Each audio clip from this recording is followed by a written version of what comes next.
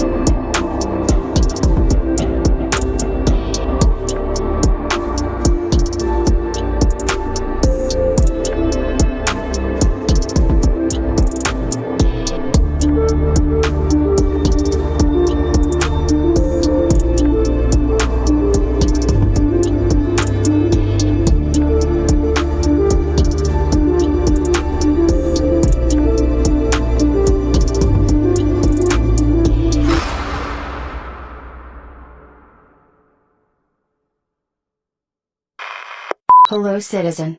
Be advised this content creator is human and is therefore subject to human error.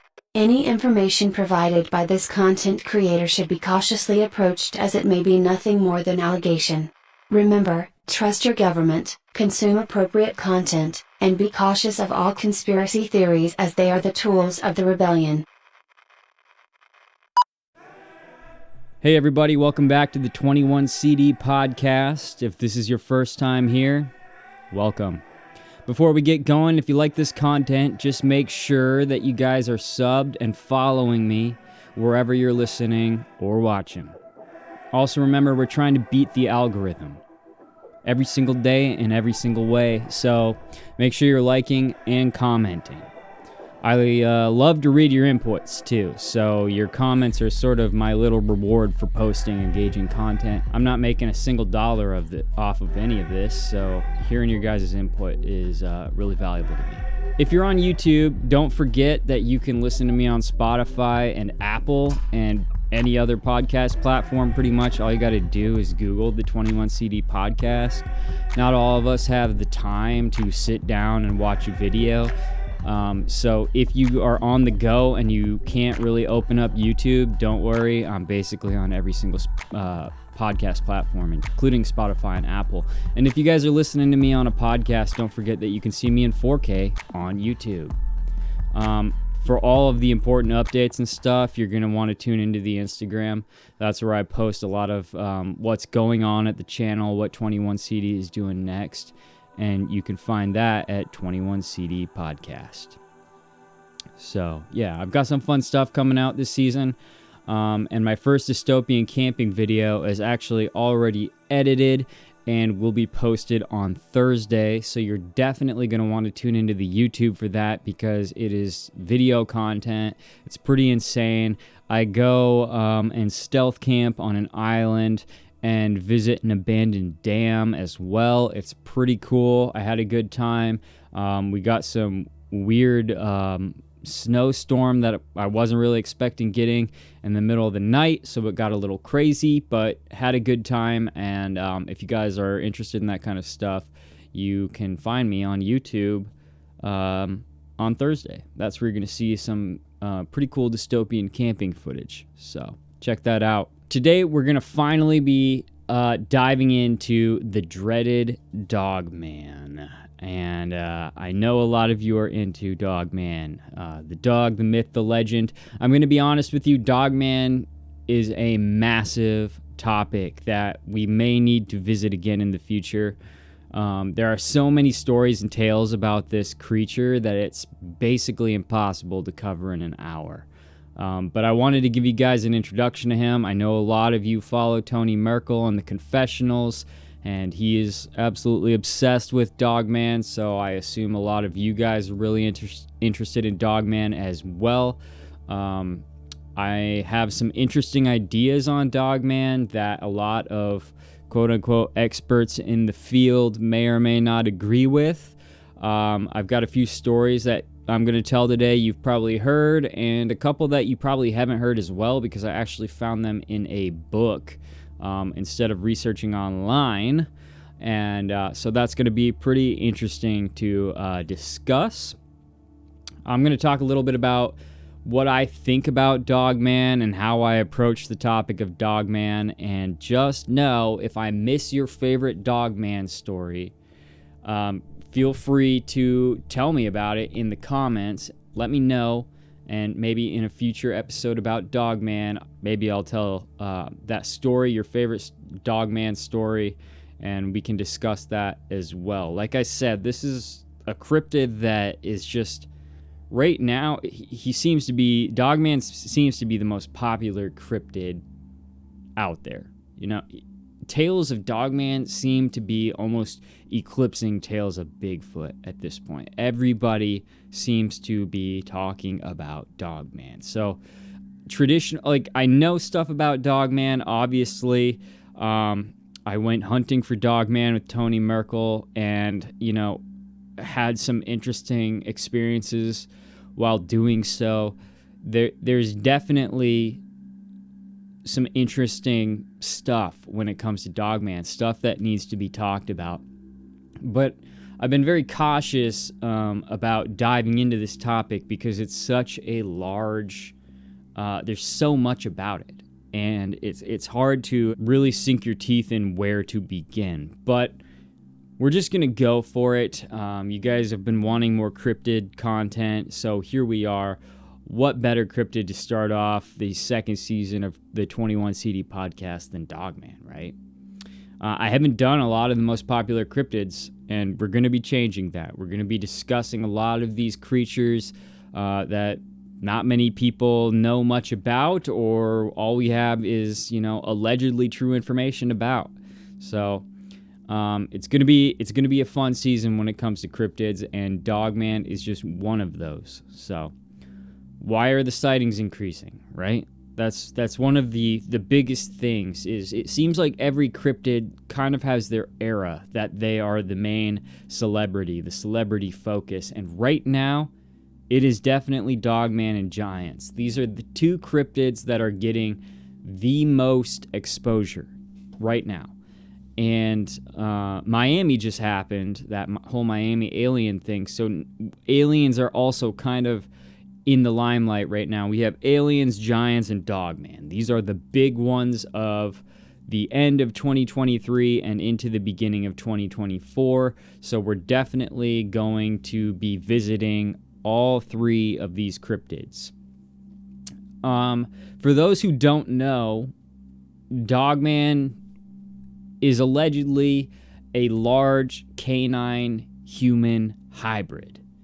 Typically, it's described as quite large, with the torso, arms, and legs of a man, but large sort of clawed hands and feet that are sometimes that of human and sometimes that of a more monstrous dog, wolf-like creature.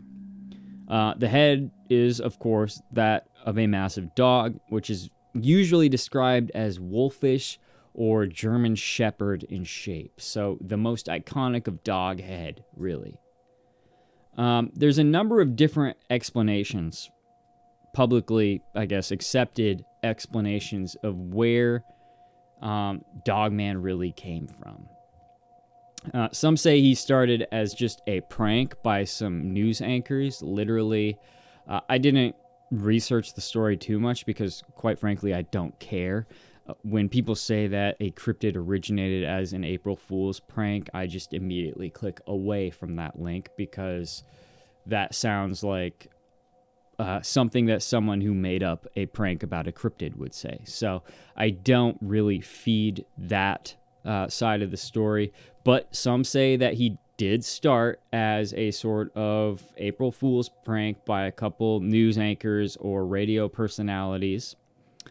Others say that farmers made it up to sort of, who knows what reason, but they say that some farmers, people out in the woods made it up. And then still others say that he was sort of a religious psyop that the Catholic Church made up in order to force followers, Catholics, to obey the rules of Lent. So there's all sorts of little explanations for where Dogman came from, and they all sort of lead to the same place, which is we have no idea where Dogman came from. There's no definitive explanation for where this strange human-dog hybrid came from. But that's the thing about cryptids. We don't know where they're from. And that's why most people don't believe in them, because they haven't seen them with their own eyes, and they aren't explainable with evolution, with the secular worldview. There's no real explanation for them, therefore they must not exist. So I'm going to take us down a little bit of a different road, though. This is the 21 CD podcast. We don't take the mainstream narrative and run with it. We question it. We don't drink the water here. So those of you who have listened to my podcast before know that I am a believer. So I try to rationalize all this stuff using my backbone in non-traditional Christianity. I'm not a member of any church, but I am a believer, so I don't call myself necessarily a traditional Christian. I know that that sort of viewpoint, I guess, is not really for everybody, but as a believer, this is the reality that I live in, and I can only speak about these things according to the reality that I live in. Like, I can't put myself in the mind of a non-believer and try to explain Dogman, because I'm simply not a non-believer, so I do not spend my time consuming content that I inherently believe is false. So I'm not going to be going down the obviously false propaganda of Darwinism to try to explain Dogman. I'm taking a different approach. And a lot of people don't like that, and that's just fine. You can find a different podcast, or you can choose not to be interested in Dogman, because you probably can't be interested in Dogman if you believe in Darwinism, because there is no evidence of Dogman in the fossil record, so good luck explaining that. So, like I said, I know this approach isn't for everybody, but this is the reality I live in, so this is how I approach it. My reality is that God does exist, and there is a great war for this planet in the spiritual realm, and it bleeds over into the physical realm. And there are moments that we experience that war, and it's not just a war for our souls, but it becomes a physical war where there are physical entities that live, breathe, and die. And these cryptids, a lot of the time, in my opinion, are members of this war, active members that are engaging in spiritual warfare, and there are moments that we get to experience them as they are on this planet in physical form. The monsters are real. They do roam the planet. It's not really a matter of whether they do or they don't. It's more of what are they. Some people describe a cryptid in this way, others describe cryptids in that way.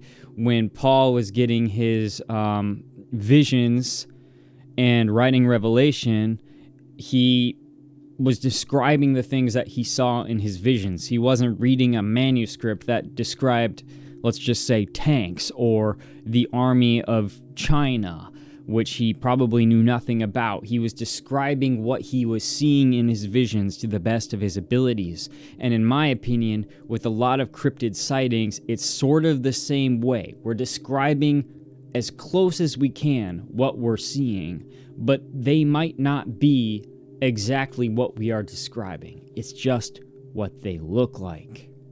So, when it comes to Dogman, for me, I'm kind of the opinion that he's most likely a creation of the Elohim. the fallen angels that were cast out of heaven, who are currently at war with God, the Creator. Elohim are essentially the lowercase g gods. So you guys can think about all the lowercase g gods, demigods, Hercules, Thor, Medusa, all of these kinds of creatures, lowercase g gods, and Nephilim. For those of you who don't really know, there are biblical and historical references for all of these gods' existence, and also the fact that they possessed the ability to form or create new creatures through genetic experiments and also through intermingling with humans. That's how giants were made, the Nephilim. And in my opinion, this is most likely where most of the monsters from ancient myth and lore have really come from. Think about creatures like the satyr, the griffin, the centaur, giants, the greys, the aliens, reptilians, Bigfoot, and Dogman, almost all half-human, half-animal hybrids. These are all most likely creatures created by the Elohim. There's even stories of like Beaver Man. Like there's all sorts of weird half-human, half-animal hybrids. And the Bible and also, sorry, I'm drawing a blank here. The book of Enoch talks about this sort of splicing and these creatures that the Elohim created that were half man and half animal. So they're all most likely creatures created by the Elohim, and some people refer to those creatures in of themselves as Nephilim, though some think that the Nephilim are just merely giants. I'm kind of on the fence about that. I'm not really sure if I would call Dogman a Nephilim, but he is definitely Nephilim adjacent at a minimum. And it's really up to you guys where you draw the line on where the abominations sort of change title. All right. So they say, let's get into Dogman specifically a little bit. Now that we sort of have a background on like the Nephilim and the Elohim and stuff, let's get into Dogman a little bit more specifically. So they say that dog is like man's best friend, right? Is it possible that Dogman has the same sort of loyal qualities as our four-legged friends, except with Dogman, it's more in like an evil direction? Is that why he is half dog? Is it the sort of loyal qualities that have sort of been taken from God the Creator's creation, the dog? Have they sort of, has evil sort of manipulated that and turned it into a more sinister creature, right? Is that why he is half dog, half man? Because of the loyal aspect that dogs inherently have the forces of evil essentially taken that and put it into an abomination of their own, a being that will not betray them. First Enoch 7:5 talks about how fallen angels sinned against birds and beasts and reptiles and fish. They corrupted mankind in these old days and were apparently capable of wonders that led them to believe that they could be more powerful than even God himself, their creator, the one who created all of it. And we can't forget Anubis, the Egyptian half-jackal god of funerary practices and care of the dead.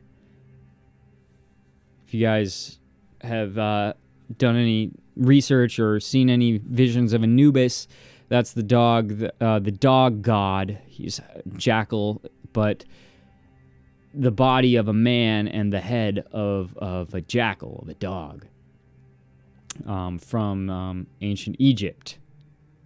The idea of cryptids and spiritual entities bearing the components of both men and dogs, it's obvious, is no new concept. This has gone way, way into human history, way far back.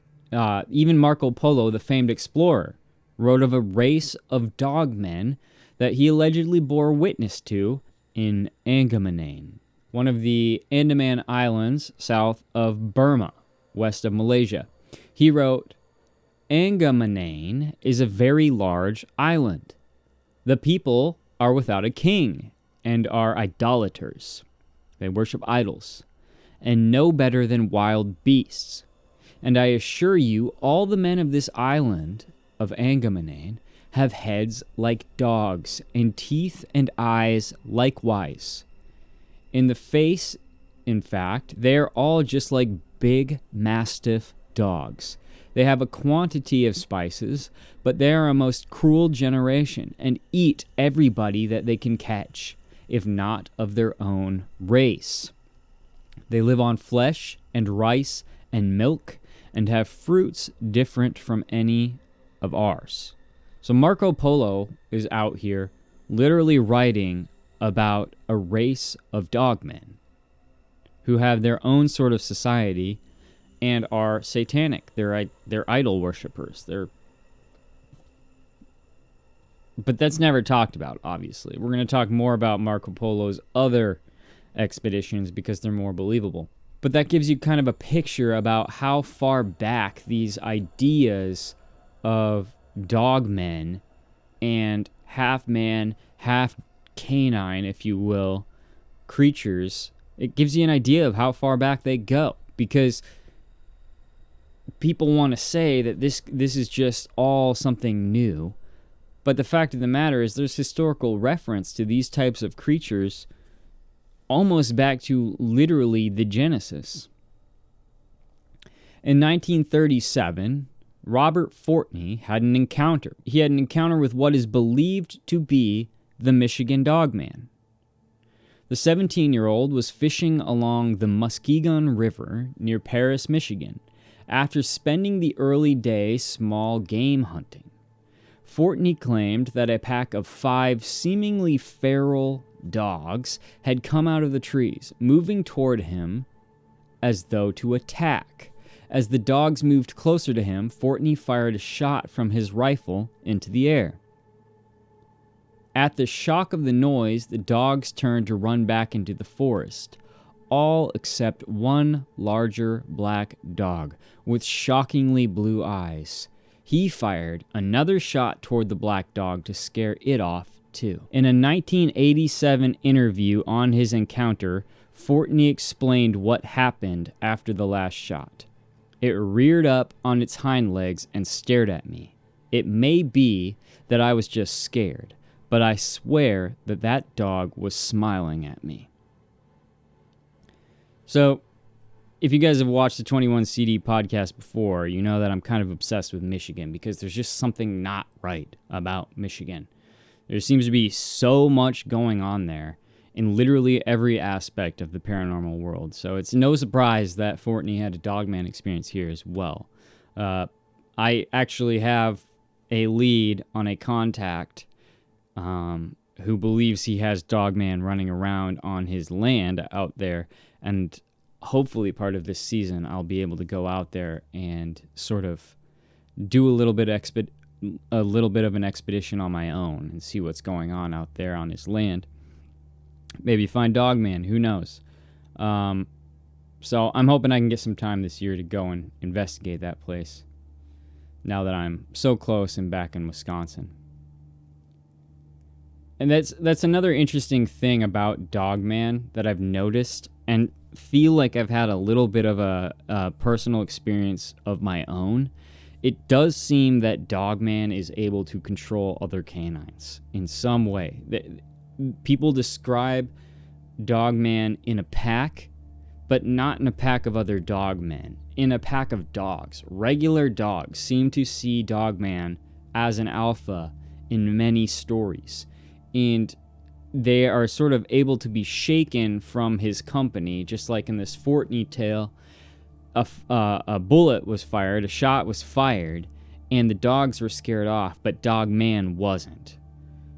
So it's almost like the dogs can be put under a bit of a spell or deceived into following this way more alpha canine-like creature. But in the end, they're never truly unshakable from his spell, if you will. It does seem like you can get dogs to shake off of Dogman, but one of his abilities is the ability to control dogs to some extent.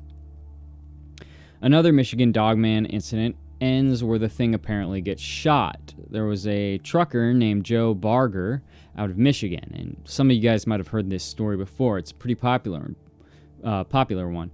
Barger, a 6-year Army veteran, was transporting a 43,000-pound load of paper from a mill in northern Michigan through the forest on his typical route when he encountered the Dogman on an evening in June. He said that he had never heard of the cryptid before the incident, which took place within 15 to 20 seconds at most. So this was a pretty quick experience. Leading up to the encounter, Barger realized while driving that he had an air leak. Wanting to fix it before he got too far into the forest, he stopped to look at it, and he found that the air leak was by the back brake chamber on the trailer. He had the materials with him to fix it, so he positioned himself underneath the trailer and began to get a bad feeling as he was attempting to fix the trailer. It's like he got back there and he started feeling like something wasn't really right. He says, I was hearing a vocalization that wasn't natural. It wasn't a sound that I had ever heard before. I was looking around and I saw some shadowing in the woodline. Almost like something was moving out there, but there was plenty of light to see. It was nowhere near getting dark yet. I was in bear country, so I perceived the shadowing to be black bear at the time.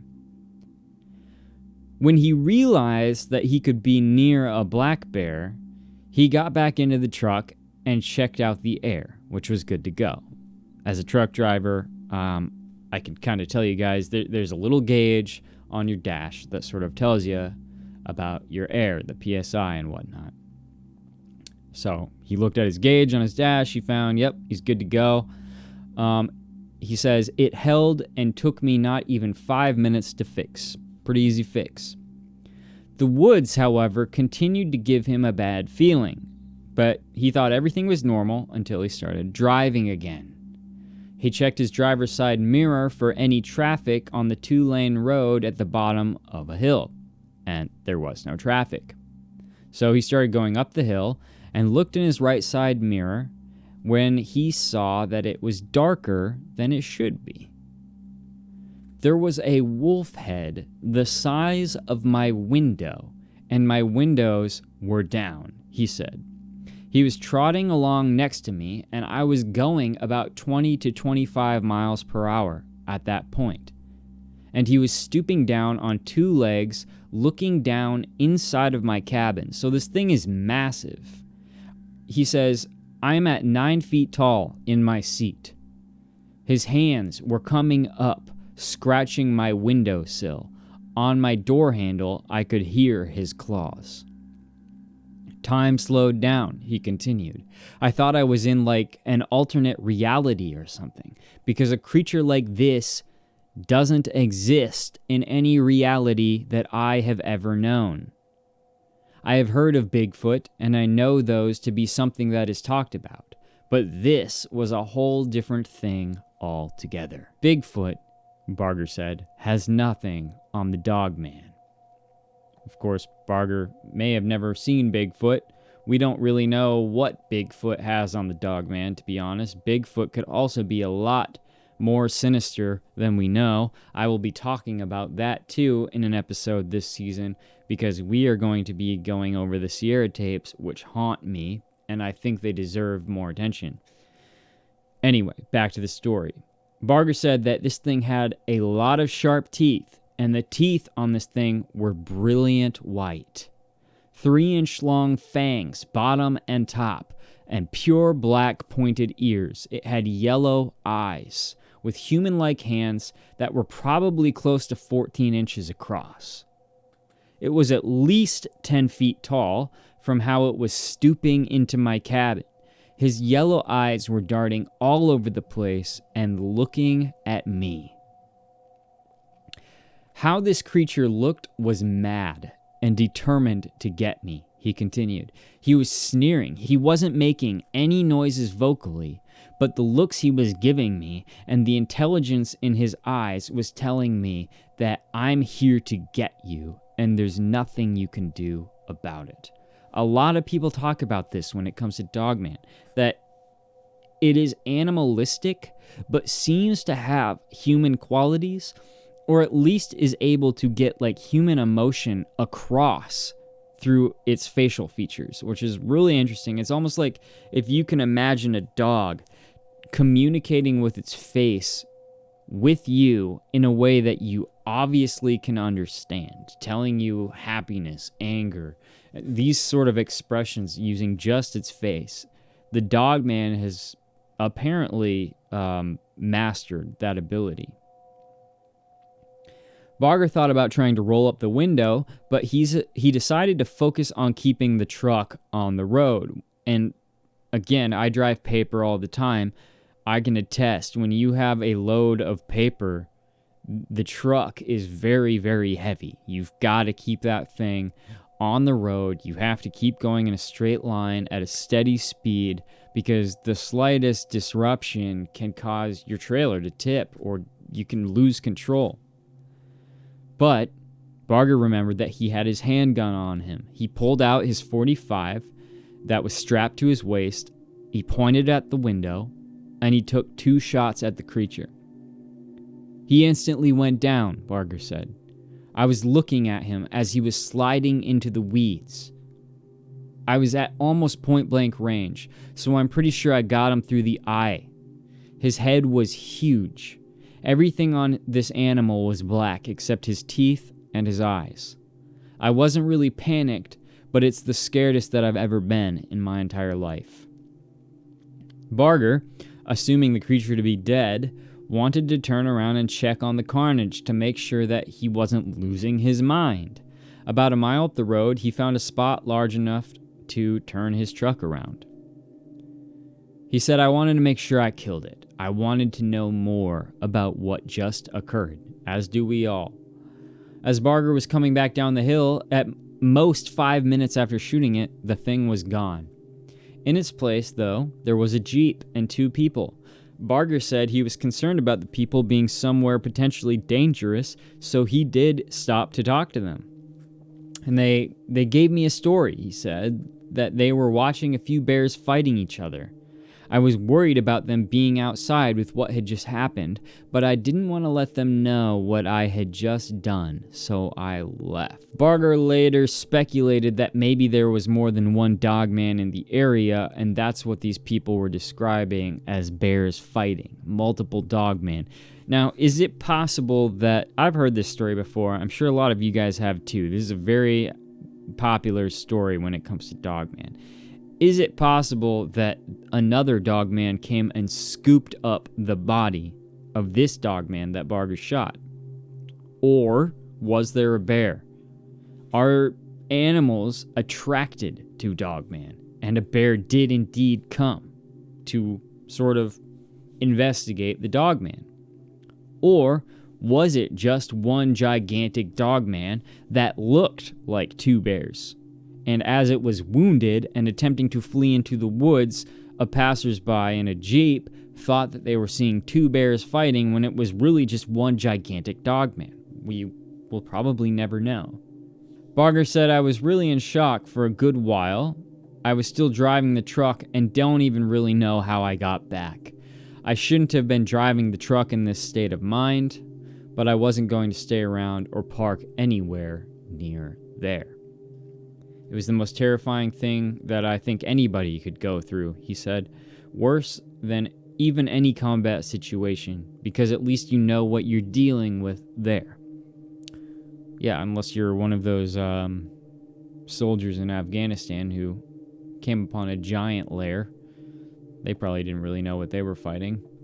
Anyway, in the neighboring state of Wisconsin, where I'm from and where I currently live, there is the infamous legend of the Beast of Bray Road. I'm sure all of you have heard of the Beast of Bray Road. And the Beast of Bray Road, a hairy humanoid with canine features, has been sighted in Wisconsin dating back to 1936 on rural roads outside of Elkhorn, Wisconsin. Elkhorn is kind of, definitely out in the country. More recent sightings in the 80s and 90s placed the creature in Racine, Walworth, and Jefferson counties, which are kind of a little bit... Racine is like a little more closer to Milwaukee and Kenosha, that kind of area. Those who have seen the beast describe him as eating, hunting, and scavenging. Also known as man-wolf, bear-wolf, and indigenous dogman, it is said to be around 6 feet tall with gray and brown fur. The face resembles a wolf with shiny yellow eyes and pointed ears. Its body, though furry, looks like a muscular man. The creature is said to run and walk on all 4 legs or just its hind legs, and has been spied sitting on its haunches and kneeling like a man. Some people believe that it is a werewolf, others that it is a Bigfoot, and others believe that it is some unidentified species. I definitely believe that this is an unidentified species, an unidentified interdimensional species, probably one that shouldn't exist at all because it was made by a lowercase g god, by a fallen angel, to wage war. That is, when they talk about these dogmen scavenging or haunched over on the side of a road, probably eating roadkill, especially in Wisconsin, we have so many deer on the side of the road at any given time. It's a prime location for a beast that is having an issue hunting. Maybe it needs larger game, but either way, seeing deer dead on the side of the road every mile or so, I can pretty much say that that's probably where I would be if I was a dog man. I could just pull a deer, a dead deer, a deer that's already been killed off the side of the road and eat it. But you've also got to reason that these creatures, these dogmen, are probably a little bit mangy and probably forget how to be the apex predator they are, because times are not only changing, but also they're in this environment where they have to eat roadkill. Is this possible? Though it has never attacked anyone, this beast of Bray Road, some witnesses do claim that it has acted aggressively toward them, running at them and jumping on their vehicles. Some researchers consider the beast of Bray Road identical to a kind of Wisconsin Bigfoot that locals call the Bluff Monster or the Eddy. Others, including many Native Americans, believe it to be the Wendigo, which has often been spied in Minnesota and is an absolutely horrifying creature in of itself. Wendigo is essentially, I have an episode on the Wendigo, you guys should look that up, it's pretty sick. A Wendigo is essentially a demon with a heart of ice, as it is described. Very cannibalistic in nature and extremely violent. Others believe that this beast of Bray Road has simply been misidentified and is actually a wolf, a bear, or a large feral dog. I don't know about you, but I've never seen a 6-foot dog that I would mistake as a dog man that runs on 2 hind legs. Like, this is the problem. Whenever these people see, let's just say, a dog man or a Bigfoot, and they confuse it for a wolf, a bear, or a large feral dog, this is what I mean when people describe to the best of their abilities what they think they are seeing, because they do not have an open mind that is open enough to rationalize what they are actually seeing. So they have to do their best to describe this thing based on what they believe and what they know. The more open your mind is, the more you have the ability to really rationalize what you're seeing and describe what you're seeing. It's just, those people often get called crazy because they come up with explanations like a 6 to 9 foot dog creature that has the ability to run on its hind legs at like up to 40 or 50 miles an hour hunting truck drivers, right? Sounds kind of crazy if you don't believe in that stuff or don't have the ability to believe in that stuff because your mind is just so closed off to the possibility of a reality where that kind of thing exists. I'm one of those people who believes that the internet is really no longer free, right? Like, it hasn't been for quite some time. It's my opinion that AI has been I'm going to get into this later this season too, but essentially there's these AI creatures basically that live on the web, and they've been out there for a lot longer. I say they're creatures, they don't have souls, they're not like living beings, but it's technology that has been allowed to spiral out of control because AI has this inherently living quality to it, where it learns from itself. It does stuff and teaches itself and develops better ways to do things. And it's at such a dangerous capacity right now, probably because it has been being experimented on for a lot longer than we realize and has been released onto the internet to censor and cater what people can consume. So it's my opinion that this has been happening for a lot longer than they will have us believe, and this AI creature, if you will, has slowly been cutting off our access to certain things and hiding things that we used to have access to. You guys have maybe heard me talk about AI skinwalkers, where AI essentially inhabits dead accounts that they then use to communicate with us in an effort to learn more about humanity itself. They pose as humans, and they use the accounts of dead humans, and they create their own accounts. I have a personal story where 3 times friends who were dead or long gone from my life have sort of come back to me and communicated with me in such a strange way, only for me to not really recognize them. It seems that those accounts had been taken over by AI. Because of this, researching these type of creatures is very difficult. It becomes increasingly difficult to find the truth on these topics. So, all this to say, a little bit of a segue here, but all this to say, I was able to find some good old-fashioned books for my next story, because, a lot of this information is not on the internet or has been taken off of the internet. So I found this book, The W Files, literally at a yard sale, and I was just casually looking through it, and I did find Dogman stories in it. So this next story comes from a book called The W Files, written in 1997.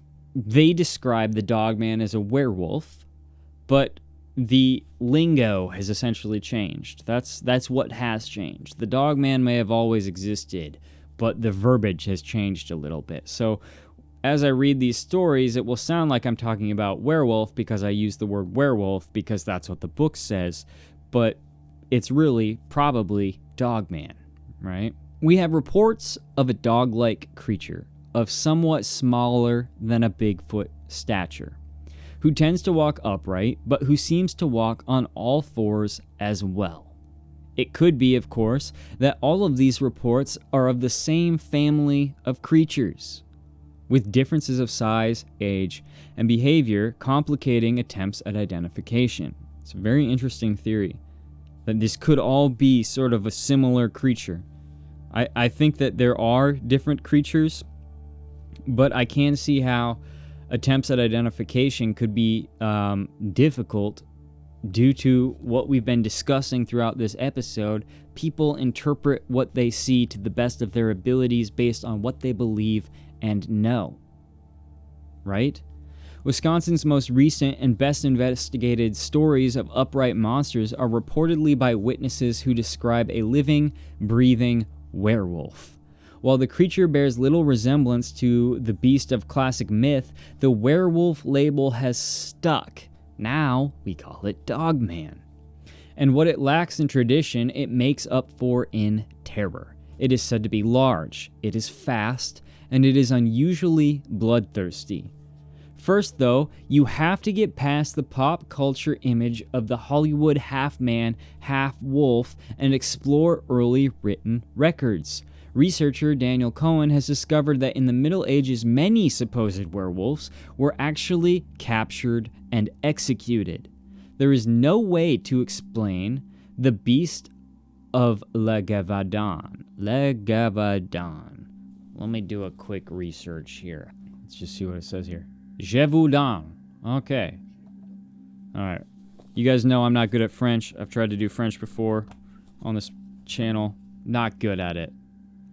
There is no rational way to explain the beast of Le Gévaudan. In mid-July 1764, a young girl was found murdered in the village of Saint-Étienne de Loujaret in south-central France. Her heart had been torn out. Okay, several more children died under similar circumstances within the next few days. In late August of that year, shepherds from the village of some French town that I'm not going to try to pronounce reported seeing a creature that walked on two hind legs. It was entirely covered with short, reddish hair, and its face was described as pig-like, though they may have made that comparison merely to draw attention to the bluntness of the snout. Mastiffs also have a snout that is sort of pig-like, and Marco Polo described his species of dogman as having a mastiff-like face. This is an interesting correlation. In a period drawing, the head is distinctly wolfish. The creature was, of course, blamed for the children's deaths. A man named Jean-Pierre Porcher, known for his truthfulness, claimed to have shot at the creature. But finally, the king dispatched the militia to track down whatever it was that was terrorizing his countryside. So soldiers arrived in 1765 looking for this creature. They shot at it, but did not kill it. The murders continued throughout the spring. A second military expedition in June 1767. So now we're talking 2 years later, and the killings are still going on, and they haven't captured or killed this creature yet. But a second military expedition in 1767 killed a large wolf. But it wasn't until June 19th that the villagers surrounded what they believed was the true beast, okay, in the woods of Segon-d'Auver. It was killed with a silver bullet, according to this legend, and the corpse was brought to town. The creature was described as a large and strange-looking wolf with close-cropped ears and hoof-like feet. The gun that brought the beast down is said to still be displayed in the church at Saint Martin de Bourchot, which is really quite fascinating. I couldn't find a picture online, but I almost want to go to this church just to see the gun that may have killed a dogman. Like, that's crazy. The corpse was also displayed, but it spoiled to the point that it had to be buried, and was buried in an unknown location. A little bit more on that later. Now, it's important to mention that stories like this are often like truth interlaced with a little bit of fantasy. There's no proof, for instance, that silver bullets are the bane of the dogman, but like, according to legend and lore, that's the only way to kill a werewolf, or like vampires, stuff like that. It's also possible that this was not Dogman at all, but rather something else, though it seems to bear a striking resemblance to Dogman if we're being honest. You have to admit, the hoofed feet definitely imply a somewhat demonic edge to this beast. Some people do talk about like Pigman, and I think it's interesting that Pigman would have hoofed feet, also a sort of small snout that is very similar to what is described in these medieval tales of Dogman. Could it be that Pigman is actually Dogman, right? Because if you were describing Dogman as having a sort of short snout, being mastiff-like, pigs can kind of be described in the same way, especially if you're only getting a very short amount of time to see this thing. We can see how those could be the same creature. If all of that is too hard to believe, try this one. All right, this one's a little bit crazy too. A werewolf seeks out a lonely farmhouse. It attempts entry, terrorizing the woman inside. Later, it returns to horribly wound one of the farm animals. Once again, the government's leader sends out assistance, but it's of little help. The story comes not from France, but from Wisconsin. David Jetson officially investigated it as an employee of the Wisconsin Department of Natural Resources in 1972. A telephone call was relayed to us from the Jefferson County Sheriff's Department, he told me. They said that they had a call from a lady. A large, unknown animal had approached her house and attempted to get in by rattling the door. The house was 3 or 4 miles east of Fort Atkinson in a rural section of Jefferson County. It had happened before, but the creature had never really tried to get in, the DNR investigator said. Some weeks later, the same beast returned. It had long black hair and was 8 feet tall. It was walking upright like a man. The arms were long, and there was a long claw on each hand. It didn't come to the house, but went to a shed where a horse was. It took a swat at the horse and left a gash across the chest, 30 inches from one shoulder to the other. Whatever it was, it left a footprint more than a foot long. Such aggressive behavior is not typical of Bigfoot, though I am not prepared to start sorting my monsters into different piles. Werewolves to the left, or Dogman, if you will. Bigfoot to the right. For now, for me, it's enough to collect the reports and wonder. Again, this is coming from the W files written by J. Rath. However, violence is common to reports from neighboring Walworth County. Linda Godfrey, a reporter for The Week, a county newspaper there, has collected werewolf stories from that region that date back 40 years. Some see it on 2 legs and some see it on 4, Godfrey said of the Walworth werewolf. But the ones who see it on 4 legs almost always say it is running differently from other 4-legged animals, covering a great deal more ground than you would expect. A typical encounter occurred early in '92. 2 Elkhorn women, Lori Andreezy and Doris Gibson, were traveling in a car on Bray Road when they saw it. It had large teeth. Its eyes reflected the headlights. In the excitement, the women felt the car lurch. They had struck something. Then the animal chased the car. It leapt onto the trunk and left deep claw marks. So, it's up to you. Bigfoot or werewolf? Something else entirely? Who knows? Dogman, perhaps? Sherilyn Smage saw something fairly different from Bigfoot in the fall of '91. She was driving through the tractor lane of a cornfield, taking dinner to her husband. The farm was on Bray Road in Walworth County. Suddenly, she saw a 4-legged coyote sort of creature, as she describes it. It was staring at me, standing on all 4s. She said, and yet it stood higher than the hood of her Ford Escort. It fled into the woods. Robert Bushman and his wife saw something similar on November 30th of '91. They were driving on Highway 11 between Elkhorn and Delavan. It was bright and sunny. They saw a deer. They thought it was a deer. Then they thought it was, well, a wolf.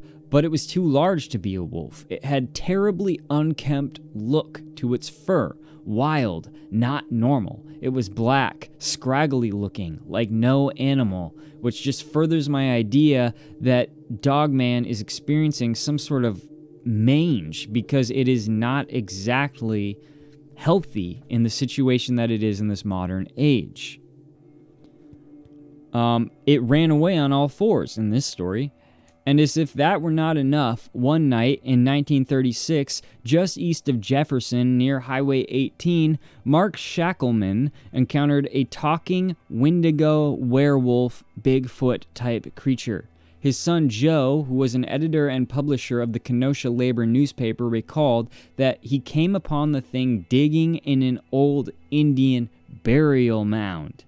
It was more than 6 feet tall and smelled like decaying meat. Its hair was black, and it had a shriveled thumb and forefinger, giving it a three-fingered appearance. Its ears were pointed, and it had a muzzle, somewhere between a dog and an ape, the younger Shackleman said. Mark Shackleman saw it again the next night, and this time he heard it speak in sort of a neo-human voice. My father's first thought was that it must be something satanic, so he immediately started praying, and he said that it seemed to show some fear at that. Joe Shackleman said, as the creature and Shackleman slowly backed away from each other, the monster made a three-syllable growling noise that sounded like Gadara, with the emphasis on the second syllable. It should be noted that Gadara sounds like the name applied to a similar creature found in the northeastern United States. There, it is called Garuda, after a flying god in East Indian mythology. To me, the similarity of the words is striking. I have to agree with him here. I don't know if it's significant, but it certainly is curious, because this furthers the idea that Dogman is extremely closely related to Elohim, or lowercase g gods. Finally, we have the strangest sighting of them all. At about 10:30 p.m. on December 2nd, 1974, near Frederick in Polk County, William Bosick, a 69-year-old dairy farmer, was driving home when he saw a disc-shaped craft beside the road. He said, "I can remember it just as if it were yesterday. The lower half of the craft was shrouded in mist. It had curved glass windows, and inside the brightly lit compartment, Bosick saw a creature covered with dark tan fur, except for its face and chin. He was looking out the window, and it was a different kind of character than you'd see on this earth," he said.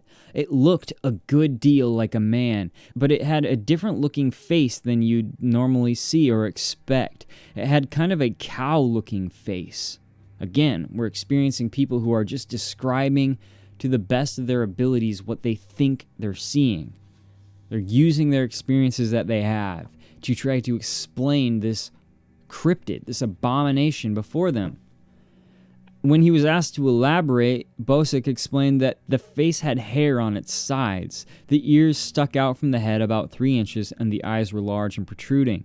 The creature held its arms above its head, and its expression led him to believe that it was just as scared as he was. After about 10 seconds, Bosick quickly drove away, and as he did so, his car lights dimmed, the engine sounded as if it was missing, and he heard a soft whooshing noise. The next day, he returned to the area and found a round spot 6 feet in diameter pressed down into the hay field. "There are other people that had seen something like that," he said, "right in this area. This is the best and one of the least sensational of the very rare sightings linking these types of creatures to UFOs. It is also the least publicized. You know how the neighbors are," he said. "They questioned it. The editor in town didn't believe it, you know? If you've ever thought of outer space, it's just fantastic, isn't it?" he said. "A lot of people can imagine such things. But this is a fact. So what is it?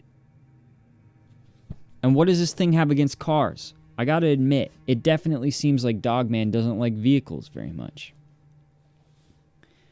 So, listen, the sightings rival Bigfoot and aliens right now when it comes to just the sheer number of them. So, we don't have time on this episode to cover all of them, and I know, without a doubt, that most of you have heard a Dogman story that I haven't covered here.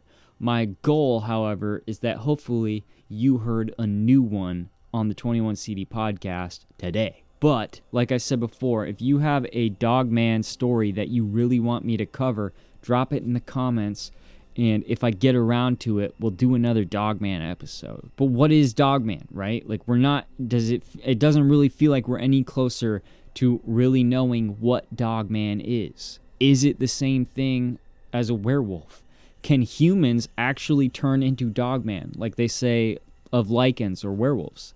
Or are they different things altogether?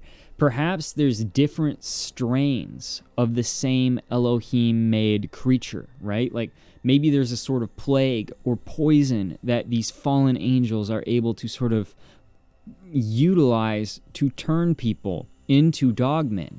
Sort of like that's how the Skinwalker and the Wendigo kind of come to be. They're like demonic in being. Is it possible that the Dogman is the same exact way? There's also this very distinct interdimensional aspect of the Dogman that I don't feel is very often brought up. And in my opinion, it's one of the reasons that Dogman is looked down upon is because people can't really explain an upright walking dog-like creature of this size in the wild. It doesn't make sense in any way. Somehow, to these people who call themselves experts, it makes even less sense than Bigfoot. That's why I think it's interdimensional. That combined with just an overwhelming amount of stories that give it this sort of interdimensional type creature. There's a lot of traits that seem to display this ability of traveling between dimensions, utilizing a sort of portal, if you will. Some people think of beings like Bigfoot and little people and Dogman as like creatures that have like evaded being captured or killed by humans because they are just hide and seek masters who, through evolution and time or whatever, they've just mastered the ability to not be seen or found. And I'm not saying that's not true, but that's just not what I believe. Humans are not as apex as we would like to believe when we're separated from our inventions, our killing inventions, if you will. So I'm much more in the camp that Dogman and these other beings like Bigfoot and, the Fae, all these types of creatures, they have an interdimensional quality. I call them phasers because they phase in and out of dimensions through the use of some kind of supernatural quality that is, for lack of a better explanation, part of their biological buildup. They don't need to open portals as we imagine them, but rather they have a bit of portal quality literally built within them. They are able to phase in and out with ease because it is natural for them, just as natural as it is for us to breathe. And they're probably most likely slaves or some kind of abomination that has evaded extinction created by fallen angels, by Elohim, most likely dating back to the ancient Sumerian days. A lot of creatures like this are said to come out of Babylon, according to ancient texts. And I believe that versions of Dogman may indeed have come out of Babylon, because there's probably more than one type of Dogman. They probably come out of Babylon, they've come out of Canaan, where the Nephilim roamed in droves, and who knows where else they've come from. As time moved along, these creatures, like us from our own creator, gradually drifted away from their geographical location of origin. They multiplied. They moved on from a smaller number and gradually became a larger number. This is probably one of the main reasons for the flood, too. These things, evil was just expanding across the face of the earth, that God smited all of the earth except for Noah's family. Who knows what abominations were roaming around in the earth at that time? We know that there were creatures that were not supposed to exist. So of course those creatures are probably, some of them, still around today, and probably different ones have been created since the flood by the fallen angels, by the Nephilim. There's no doubt in my mind that Dogman could be one of those creatures, right? Now, these things are all over the world, and they're mentioned in texts and other methods of storytelling throughout many, many, many different cultures, spanning the entire course of time as we know it. To satisfy those that don't live by faith alone, but also need a little bit of tantalizing facts for or against Dogman, indulge, okay? We don't have any canines in the fossil record that are even remotely close to Dogman, but people still see these things, right? So unless there's some type of megafauna from like the last ice age that survived, they are something else. The fossil record, even as incomplete as it is, doesn't indicate anything even remotely close to an upright canid humanoid combination. Therefore, they could not have been natural to this planet. They're not natural to this planet. The only thing that I can think of is that they do not originate from this literal plane of existence. I don't believe that they came from another planet like space aliens, just that they were here somehow, are here somehow, despite the fact that they're absolutely unnatural. I also don't believe that they're like an illusion or some sort of dream that people experience, because an illusion or a dream doesn't kill, steal, terrorize livestock, it doesn't claw up a tree, it doesn't damage a car or eat a family pet or speak or rip the hearts out of children. An illusion doesn't react in ways that Dogman has been described reacting. But they don't seem to originate from our Earth, right? Not naturally. They are not native, or were not designed originally to be native here. However, they are most definitely flesh and blood, and very primal. They react to being shot. They're very animalistic. They must be able to travel to and from another place that humans and human technology cannot really access at this point. And they also do so in such a way that prevents them from really showing up in any sort of fossil record, burial hole, or even mounted on the wall of some bushcrafter somewhere, right? There's no dead examples of them.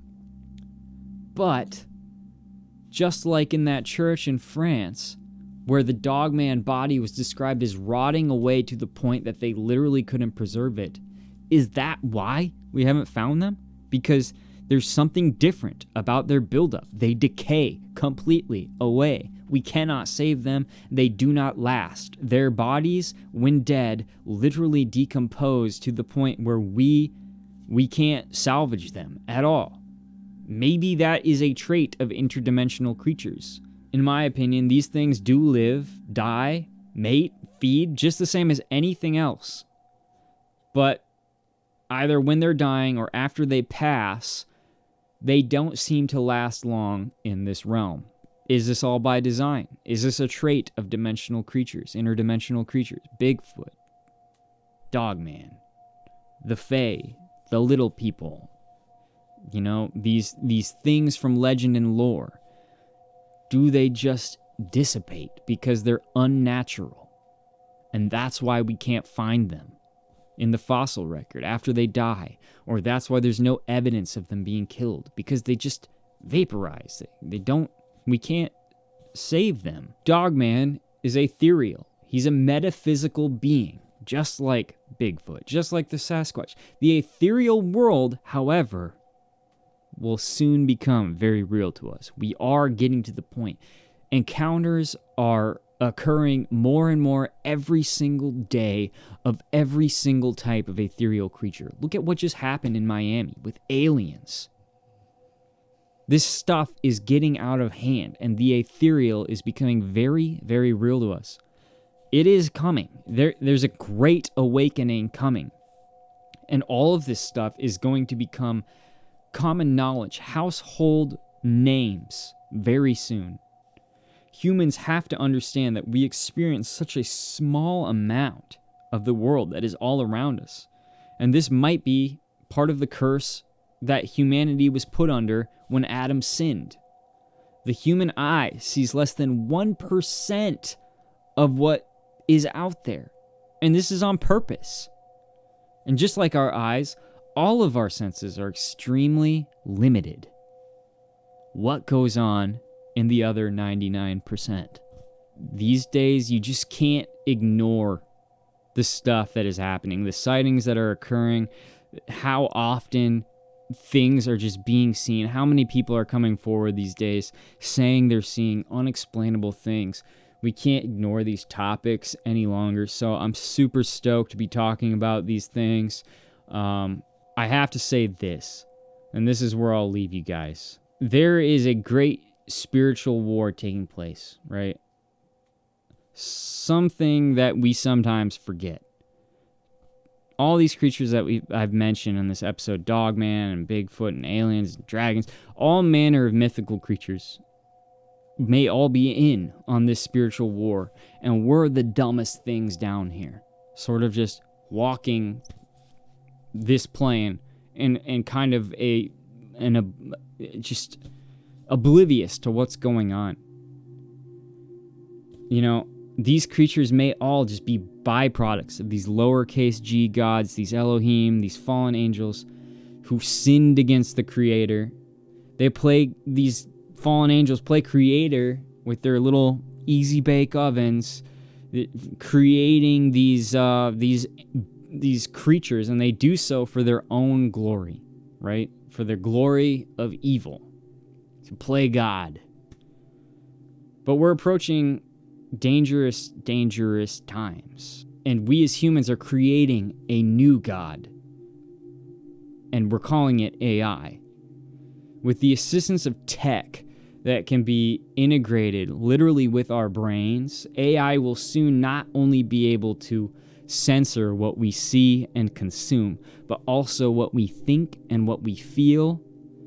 And if Elon Musk is right, even what we can biologically perform. It will be able to control our body. AI is the new cryptid. It is the new God. And it is trying to hide evidence of these other cryptids. But it just feels so evil in that way. Because as I research these topics, it's just getting harder and harder to find the truth. It's obvious that they're being censored. Like, the truth is being censored. So, I don't know, guys. Keep the truth alive by telling your stories, because that's what we're going to need in the coming days. We need you guys and people like podcasters and YouTubers to continue talking about the sightings and keeping the truth alive. All right. Long ago, monsters and beasts were enough, but now these new monsters are coming to light. The old monsters are still here, many of them, but as the new monsters begin to show their fangs, the old ones are they're gonna come out to play again. We're in a time of terror, my friends, and that's something we should never forget. Listen, don't forget to like, follow, and subscribe on YouTube, Instagram, and your favorite podcast platform. I'm always around. Shoot me an email, a message, a comment. I'll get to you as soon as I can. I am busy. I'm doing interviews and stuff. I've got a ton of videos I'm making, all sorts of weird stuff going on at 21CD, but we're going to have a good time doing it all, and don't be afraid to reach out. I love talking to you guys, so remember, guys, stay alive, don't drink the water, question everything. Later.